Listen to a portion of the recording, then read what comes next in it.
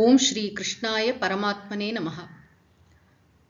இரண்டு பக்கமும் இருக்கக்கூடிய வீரர்களின் முக்கியமானவர்களை, அவர்களுடைய வலிமை என்ன, அவர்கள் எப்பேற்பட்ட வீரர்கள் சூரர்கள் என்பதையெல்லாம் துரியோதனன் சொல்லி முடித்த பிறகு ஒரு ஸ்டேட்மெண்ட் சொல்றான்.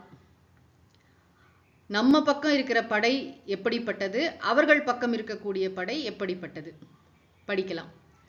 அபர்யாப்தம் ததஸ்மாகம் பலம் பீஷ்மாபிரக்ஷிதம் பர்யாப்தம் த்விதமே தேஷாம் பலம் பீமாபிரக்ஷிதம்.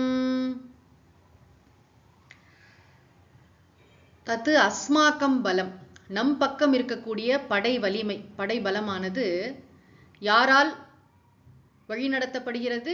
பீஷ்ம அபிரக்ஷிதம், பீஷ்மரால வழிநடத்தப்படக்கூடிய நம் பக்கம், அஸ்மாக்கம் நம் பக்கம் இருக்கக்கூடிய படை பலமானது அபர்யாப்தம், போதுமானதாக இல்லை. தூ ஆனால் இதம் ஏதேஷாம் பலம், அவர்கள் பக்கம் இருக்கக்கூடிய பலத்தை பார்த்தா யாரால் வழிநடத்தப்படக்கூடியது? யார் அங்க முக்கியமான? பீம அபிரக்ஷிதம். நம்ம பக்கம் பீஷ்மர் இருக்கிறார், பாண்டவர்கள் பக்கம் பீமன் வழி நடத்துகிறான். அது எப்படி இருக்குன்னா பர்யாப்தம், போதுமானதாக இருக்கிறது.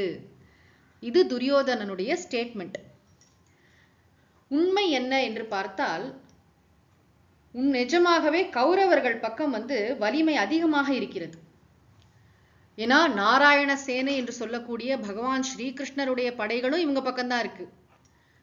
அதாவது இந்த பக்கம், அதாவது கௌரவர்கள் பக்கம் 11 அக்ஷௌஹிணி, அக்ஷௌஹிணிங்கிறது ஒரு கவுண்ட், அவ்வளவு படைபலம் இருக்கிறது. பாண்டவர்கள் பக்கம் 7 அக்ஷௌஹிணி தான் இருக்குன்னு சொல்றாங்க. இந்த அக்ஷௌஹிணினா என்னது அப்படிங்கிறத பார்க்கணும். இதெல்லாம் தகவலுக்காக. இது போன்று பெரிய ஒரு மகாபாரத யுத்தம் நடந்திருக்குன்னா எவ்வளவு வீரர்கள் அதுல பங்கு பெற்றார்கள்லாம் நம்ம தெரிஞ்சுக்க வேண்டாமா? நம்ம நாட்டுடைய சரித்திரம் இல்லையா இது?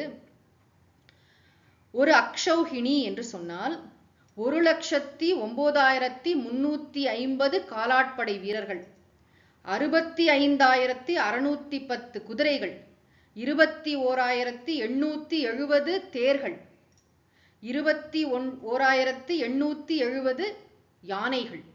இது எல்லாம் சேர்ந்ததுதான் ஒரு அக்ஷௌஹிணி. இன்டூ 7 அதுதான் பாண்டவர்கள் பக்கம், இன்டூ 11 11 அக்ஷௌஹிணிகளை உடையது துரியோதனனுடைய இந்த பக்கம் கௌரவர்களின் படை. 7 அக்ஷௌஹிணிகளை மட்டுமே உடையது பாண்டவர்களுடைய படை. ஆனா துரியோதனனுக்கு ஏன் இப்படி தோன்றுகிறது அப்படின்னு கேட்டா, எங்க இறைவனுடைய அருள் இல்லையோ, முக்கியமா சொல்லணும் எங்க தர்மம் இல்லையோ, அங்க எவ்வளவு இருந்தாலும் போராத மாதிரியே இருக்கும். இது வாழ்க்கையில நம்ம ரொம்ப முக்கியமாக தெரிந்து கொள்ள வேண்டிய ஒரு பாடம். இப்ப துரியோதனனுக்கு ஒரு குறைச்சலும் இல்லை. பீஷ்மர், துரோணர் எல்லாரும் இந்த பக்கம் இருக்காங்க, இவ்வளவு பெரிய சேனை இருக்கு, இருந்தாலும் இன்செக்யூரிட்டி, பாதுகாப்பின்மை வருவதற்கு காரணம் அறச்சிந்தனை இல்லை, தர்மம் இல்லை. தர்மம் இருக்கின்ற இடத்தில்தான் பாதுகாப்பு உணர்வு இருக்கும். தர்மம் இருக்கின்ற இடத்தில்தான் இறைவனுடைய அருளை நன்றாக உணர முடியும். வெறும் படை பலத்தையோ பண பலத்தையோ ஆள் பலத்தையோ மட்டும் வைத்துக்கொண்டு நம்ம பாதுகாப்பு, உண்மையான பாதுகாப்பை தேடிவிட முடியாது. இப்ப இருக்கிற விஷயத்தையே மாற்றி சொல்கிறான் இல்லையா? துரியோதனன் கண்ணுக்கு அப்படி தெரிகிறது.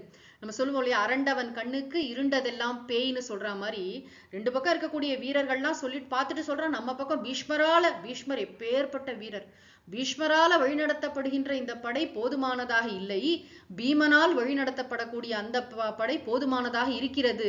அதுவும் டேட்டா படியே தப்பு. இந்த பக்கம் 11 அக்ஷௌஹிணி இருக்காங்க, பாண்டவர்கள் பக்கம் 7 அக்ஷௌஹிணி தான் இருக்காங்க. அப்படி இருந்தும் இவன் மனசுல இப்படி தோணுதுன்னா இந்த பக்கம் தர்மம் இல்லை. நம்முடைய வாழ்க்கையிலும் நம்ம என்ன செயல் செஞ்சாலும் அது தர்மமாக இருந்ததுன்னா எதை பத்தியும் நம்ம கவலைப்பட வேண்டிய அவசியம் இல்லை. நமக்கு எல்லா விதமான பாதுகாப்பையும் அந்த தர்மமே கொடுக்கும். இறைவனே தர்ம வடிவத்துல தானே இருக்கார். தர்மம் தலை காக்கும்னு சும்மாவா சொன்னாங்க? தர்மம் இருக்கிற இடத்துல பயம் இருக்காது, தர்மம் இருக்கிற இடத்துல வெற்றிகள் சேரும். ஆக பகவான் எங்க இருப்பார் அப்படின்னா தர்மம் இருக்கிற இடத்துல தான் இருப்பார். பகவான் ஸ்ரீகிருஷ்ணர் அந்த பக்கம் இருக்கிறதுனாலேயே படை வலிமை கூட இருக்கோ குறைச்சிருக்கோ அதை பற்றிலாம் கவலைப்படாம பாண்டவர்கள் போருக்கு வந்திருக்கிறார்கள். எவ்வளவு பெரிய ஒரு இறைவன் மேல ஒரு பக்தியும் ஒரு சரணாகதியும் ஒரு நல்ல ஒரு தங்கள் மேல ஒரு நம்பிக்கையும் இருக்கணும் பாண்டவர்களுக்கு வந்து. இல்லாட்டி இந்த நாராயண சேனை கூட வேண்டாம், எங்களுக்கு பகவான் மட்டும் இருந்தால் போதும் என்று சொன்னால் தர்மம் அந்த பக்கம் இருக்கு. எந்த பக்கம் தர்மம் இருக்கோ அந்த பக்கம்தான் வெற்றி. நாமும் வாழ்க்கையில வந்து தர்மத்திற்குத்தான் நிறைய முக்கியத்துவம் கொடுக்க வேண்டும். தர்மத்தை கடைபிடிப்பவர்களைத்தான் இறைவனுக்கு மிகவும் பிடிக்கும். அவர்கள்தான் இறைவனுக்கு மிகவும் நெருக்கமானவர்களாக எப்பொழுதும் இருப்பார்கள். தொடர்ந்து அடுத்த பகுதியில் காண்போம். ஓம் சாந்தி சாந்தி சாந்திஹி. ஹரிஹி ஓம் தத்சத். ஸ்ரீ கிருஷ்ணார்ப்பணமஸ்து.